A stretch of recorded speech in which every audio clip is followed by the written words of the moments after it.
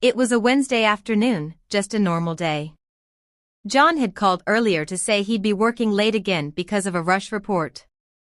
"I'm so sorry, Sarah. I'll make it up to you this weekend," he said, sounding sad. Sarah sighed but kept her voice happy. "It's okay, just don't work too hard. I love you." "I love you too," he replied softly. Right after she hung up, the doorbell rang. When Sarah opened the door, she was surprised to see Buster, John's big Labrador. John often talked about Buster. Buster stood there, his leash hanging from his collar, looking up at her with smart eyes. Sarah looked around, but no one else was there. "What on earth?" Sarah mumbled, stepping aside to let him in. "Did you get out?" Buster walked in confidently, his nails clicking on the floor. Sarah saw a tag on his collar that had John's office address.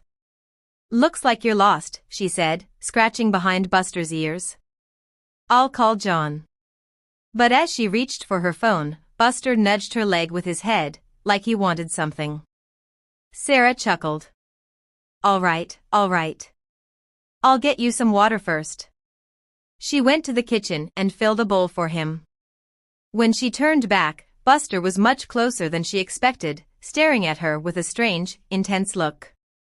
Sarah hesitated. "Here you go," she said, putting the bowl down. But Buster ignored the water. He stepped even closer. The air in the room felt different, thicker, and Sarah felt uneasy. She tried to shake it off. It wasn't every day she was alone with a dog this size.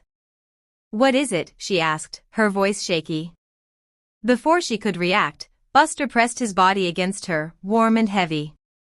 Sarah stumbled back, gasping, and bumped into the counter. Panic rose in her, but it was quickly mixed with a weird feeling she didn't understand. It was strange and unreal, but she couldn't move.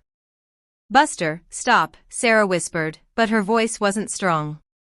He didn't listen.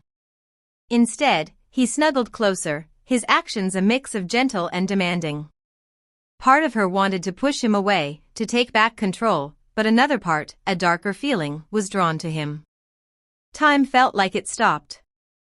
Her mind was a mess of fear, confusion, guilt, and a strange longing. When it was finally over, Sarah collapsed on the floor, crying. Buster lay a few feet away, his face calm, like nothing had happened. The weight of what just happened was crushing. She felt sick, disgusted with herself, and lost. How could she face John?